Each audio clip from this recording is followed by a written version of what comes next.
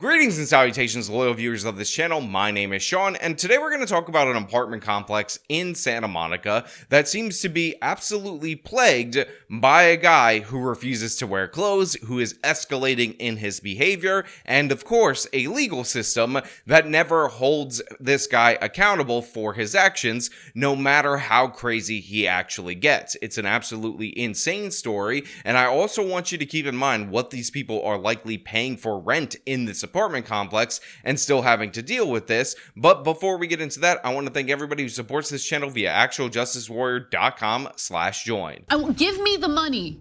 Give me the money. Okay. Residents of a Santa Monica apartment building say they are living in fear, terrorized by a man who walks around naked at all hours of the day and night. So right off the top, I gotta say thank you to the video editing gods that created the blur effect in order to make sure that none of us have to actually see what is going on in this Santa Monica parking lot that is attached to this apartment complex. The second thing that I need to do, because unfortunately this description from the local news is nowhere near good enough, is let people know who might be listening to this show in podcasting form, links in the description, that this guy isn't just walking around naked in the parking lot. He is weirdly and aggressively pacing around naked in this parking lot, and that makes it all the more troubling, all the more scary. It looks like this guy isn't just a regular nudist or anything like that. Maybe somebody celebrating the month of June where walking around completely naked is perfectly acceptable in public. This guy looks completely out of his mind, and it's really unfortunate because mental illness like this is completely allowed to go unchecked in the state of California. Again, they have all these different various laws and these woke district attorneys that protect people like this, and the effect of this is that all these different neighbors feel terrorized by this guy who can't keep his pants on, quite literally. Hi there, you guys. Yes, these residents don't think it's fair that they have to live in fear every day of their lives, nor do they think it's fair that their children are being subjected to his nakedness and deplorable acts, and they're wondering what is it going to take before some sort of permanent action can be taken to protect them. So the local news reporter gives us a good summary of the temperature of the people in the building, how they feel about this. They have kids, and they have to constantly be exposed to this individual. But there's actually a third element in this story that I haven't talked about. It's not the crazy mentally ill person. It's not the lax California law enforcement system that has been instituted on purpose that allows this to go unchecked. It's actually the third party, which is the landlord, the owner of the building, that honestly does not want people to be talking about this and is participating in sweeping this under the rug. I'm going inside my house and you're walking through the building naked. Don't do that. Don't do that. Let me in the gate. I live here. So right here you have somebody following this individual into the pool area. Again, it's supposed to be a joint amenity for all these people, and the guy is obviously completely naked. And by the way, inside that area there's also additional people there, and on top of the fact that he refuses to wear clothes, he is also locking her out of an amenity that is a part of her own apartment because he is being confronted by this resident of this apartment. And again, this is a minimal example of the poor behavior that this guy is engaging in. And when you see all these different patterns of escalation and then the consequences, if you can even call them that this guy has suffered, you're going to realize that there is a complete misalignment with what is happening and what should be happening. But again, remember what I said earlier about how the landlord is engaged in essentially covering this up, sweeping this under the rug, because every single person that is interviewed has their identity hidden. And at first, I thought it was due to the fact that this resident was here and they feared retaliation from him, but I can assure you it is a fear of retaliation from the landlord. Some Santa Monica residents say they're being terrorized at their apartment complex on 20th Street near Pico by this naked neighbor. I'm in fear for my life. So here you have a woman saying that she is in fear of her life, and then they give you a brief summary of the things that this guy is engaged in. And again, his behavior is escalating. It's getting worse, not better. They tell us he walks around their complex naked morning, noon, and night, violently screaming obscenities and destroying his apartment inside and out. And I see things thrown out. Now, it is quite notable that this guy is destroying his own apartment. He is trashing the outside of his apartment. He's causing all these different problems for the tenants, but while he is free to bear it all all the time in this apartment complex. The people who are talking to the local media, they're absolutely terrified of their identity being revealed in this situation because they're the ones who are going to face consequences from the landlord who doesn't want this situation to spiral out of control. Now, this seems absolutely crazy to me because this guy should be evicted. The landlord's number one goal should be to get this person out. But of course, California eviction laws are absolutely crazy, much like other liberal blue cities. So it's actually incredibly difficult to get the naked man out of the household or out of the apartment, even though he's terrorizing all the other tenants. He defecates in the parking stalls.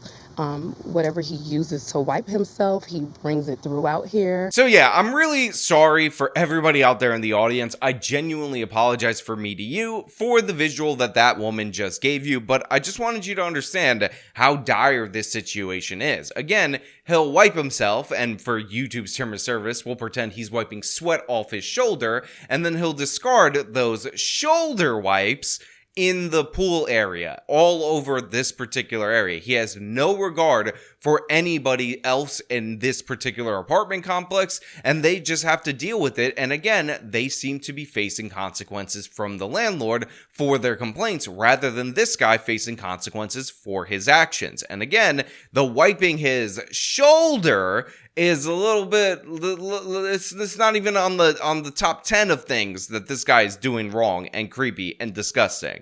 And this resident says he often screams at her and has even walked right into her home. He's called me slaves, B-words, N-words. He's told me he'll kill me. Okay, so first of all, this guy walking into her home, absolutely serious, should be a crime, should result in him being arrested and facing serious charges. Let's be clear about that. Secondly, him calling her the B word or the N word, I'm going to put that in the unacceptable category. I know that this guy happens to be a crazy person. Obviously, he's in mental distress, so I don't hold him to the same level of account for his words as I would other people. But to be clear, that is not acceptable good behavior, and it's not something you should be subject to because you are living in an apartment complex. That being said, the fact that he calls her slaves, as in the plural for slave, is funny.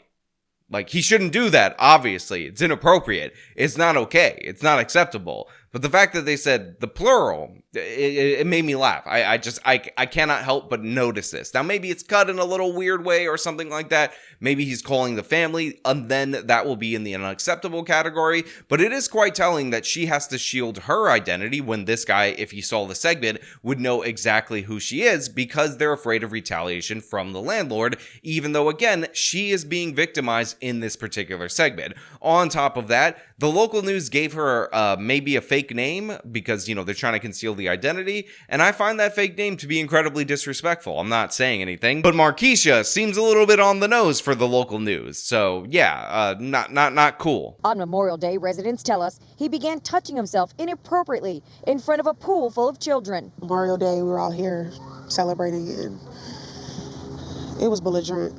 I mean, it was out of control. Now, I know a lot of people have been looking at the Pride videos that were going on in San Francisco on the last day of Pride. They're getting a lot of play on Twitter. So people are saying, oh, well, this is just normal behavior as long as you're a part of the LGBTQXXIIP community. But the fact of the matter is, if we take this in the context of a rational, normal world, you should not be able to go around completely naked, even if you believe in the nudist agenda and you think that's acceptable. You definitely shouldn't be able to pleasure yourself near a public pool where children are playing on Memorial Day. And yet, this guy is still in this place. He's still living here. He's still terrorizing people, despite the fact that Memorial Day is back in May, and now we're at the beginning of July, at least end of June for this particular segment. But of course, California, no consequences for this type of criminal behavior, and it's absolutely disgusting, both in the acts that he's engaged in,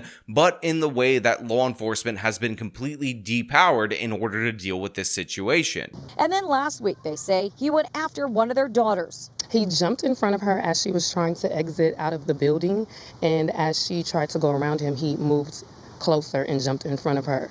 And then that's when he told her that she doesn't belong in here and she needs to get the F out of here. So I'm going to take the latter half of that and then do the former half because I think the latter half is not as important. So let's get this out of the way.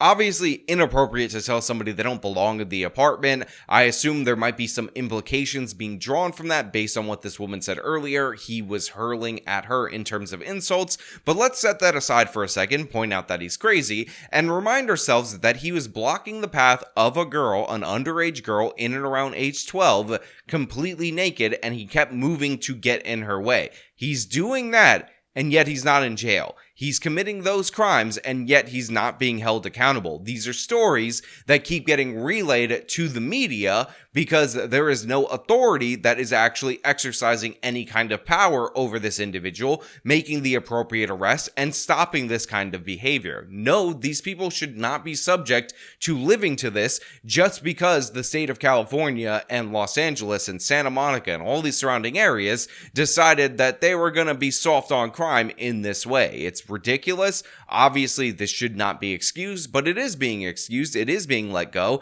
and these people are suffering the consequences of it, and their children are suffering the consequences of it. They tell us the building's owners have done nothing. They've also called the police on several occasions, and after last week's incident, police transported him somewhere. Residents believe to receive medical treatment.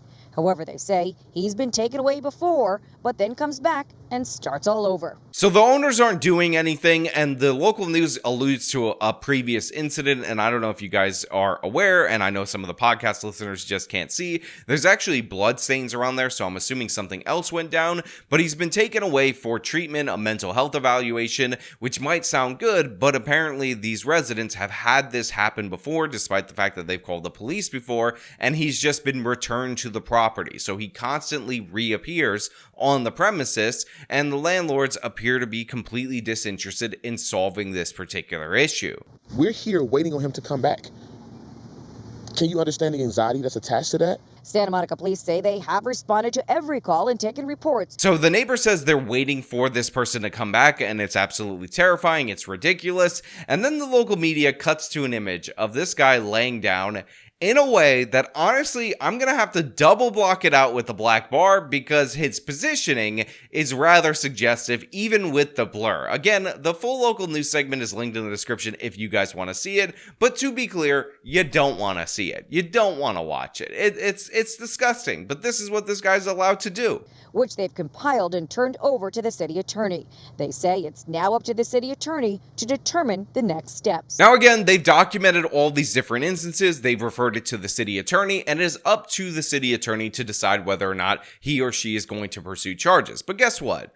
That's not likely to happen, and even if it does, it seems like too little too late. I'll still take it. I'm sure these residents will still take it, but the fact of the matter is that this has been allowed to go on for a very long time without any consequences, and it's gotten worse, and this is on the public officials in this particular area. But like I said, the landlord is more concerned about appearances, so they've decided that they need to kick somebody out of this particular building. They don't want them there. They're a problem. They're stirring up too many issues in this particular residence. And of course, who I'm talking about is not the guy terrorizing the residents. It's the people reporting on the terror. And the building management said that they would not give us a statement and asked us to leave the property. Yeah, that's right. They told the local news, we're not saying anything to you and get the hell off the property, because that is the real problem, not this guy creating problems, but the fact that you guys noticed it. Now, of course, I'll leave this up to you guys out there in the audience. I want to know what you think.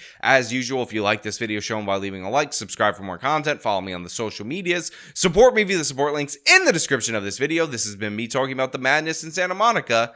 Till next time.